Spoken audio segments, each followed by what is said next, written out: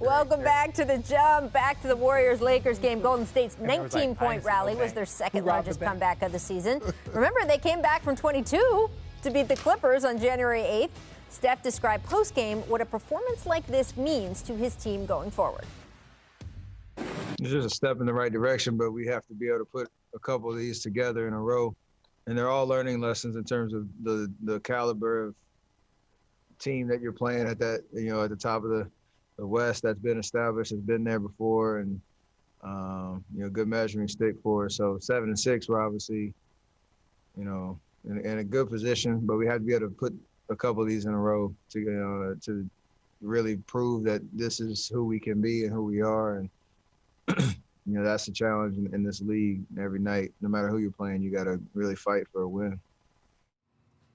Richard, it's your old teammate, Steph Curry. What do you think the significance was of this win for Golden State? Well, just really quickly, right? Let's look at their record. If let's say hypothetically Klay was playing, that's a 10-3 team, right? I know. I'm just saying. I live in the real world. No, but I'm saying but the 7-6, this is kind of right where they should be. They should be in that 7-8 spot, and if they were fully healthy, they could be at the 2-3 spot. So I'm glad, but for a while they weren't playing like this. This is a team that's very capable of beating anybody on a given night. The lesson that I think they learned here is that they have so many young players, and as long as they keep fighting, if they can stay close in games, the last 5 minutes, now you have Steph, now you have the guys that can really close games. So it's just for them, they got to keep it within a range, in that last 5 minutes. I really believe that the key to this team is Oubre, because you know what Steph is going to give you. Wiggins, he's somewhat starting to be more consistent, but Oubre, if he can give them consistent numbers between 15 and 18 a night, this team is going to be dangerous. He does all the little things. He can guard your best player. He's a slash. And if he starts knocking down some threes consistently, then that's what's going to make the Warriors scary. He has to go back and look at this game. And this is what you take from this. Oubre, if you become a consistent player for us, we're going to win a lot more games. And look, Steve Kerr has gotten a lot of questions about possibly shifting the starting lineup. He has not wanted to do that. But he did make a change last night in the substitution patterns for Wiggins and Oubre, and basically gave Oubre more space without Steph on the floor, more opportunities to have that. Do you think that that's the kind of thing that can get him going more? Yeah, absolutely. And you're always going to go back to, hey, we just beat the defending champs. Now, I know the Lakers didn't look like their Lakers selves, but it's a start in the right direction. It gives them confidence. So, Oubre, if you're watching this, look at these tapes. Stay aggressive. Both ends of the court. You could bring this team a lot of wins with just your energy and your consistency on the offensive end. And so hopefully this is a sign of things to come, and Steve Kerr can put him in positions to where he could be successful. Yeah, and don't try and prove anything. We know, Kelly Oubre didn't start off the season shooting well, but you are a slasher that can shoot. You are not a shooter that can slash, right? No, there's a difference, right? There's a very big difference. So continue to slash, continue to get dunks, continue to do all the things and shoot free throws and do all the things and play defense. You do those things, then your jump shot is an addition to what you can do. Don't go out there and be like, oh, I'm 0 for 6, and now you're not slashing, now you're not dunking, now you're not playing defense. Right. Once you change your mentality from that space, that's when I think Kelly Oubre can become more consistent, because he's not worried about that, because that's just an addition to his game. All right, I want to move over to Houston. Let's get to Victor Oladipo. Impressive in his Rockets debut last night. Dropped 32 points, 9 assists. Now, the Rockets did lose to the Bulls. Victor sounded much different, let's say, than just James Harden did after his last Rockets game. Take a listen. Our better days are ahead of us, definitely. Not even close, honestly. Our better days are ahead. And everyone just stay patient. We're just not good enough. But our better days are ahead. This is only the beginning.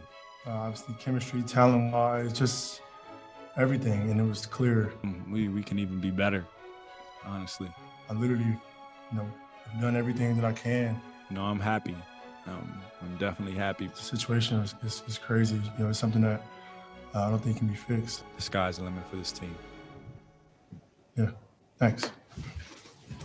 So two very different assessments of the Rockets by two All-Stars. Now, I will say, James, what he's looking for to do at this point in his career is win a championship, and that is his line, whereas Victor is looking to refine his form and play well and compete, and obviously advance deep into the playoffs. And I am not saying Victor doesn't want to win a championship, but it is a little different situation. Goals are definitely different on both sides. But check this out. When I get rid of James Harden, I'm happy to see this type of performance. Yes. A guy that I can say, say, hey, Victor Oladipo was an all-star in this league. Hopefully he can regain that form.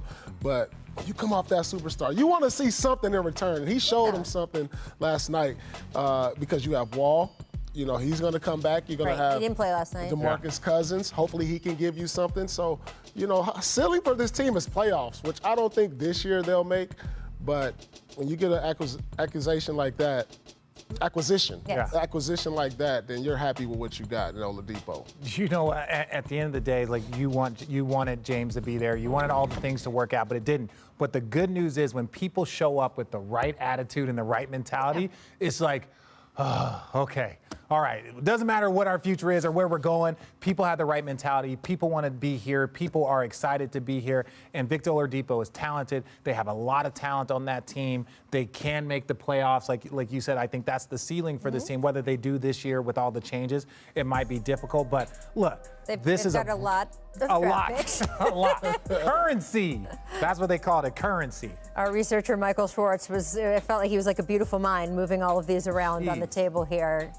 It is a lot. And look, you know what? All three of those guys you mentioned, John Wall, Biggie Cousins, Victor Oladipo, they're all fighters, man. Mm-hmm. These are guys who had various injuries over the years that they could have just kind of faded, right? Mm-hmm. And Victor, his start in the NBA was not what people expected in Orlando. And I just think that we have seen all three of these guys fight back over and over and over again.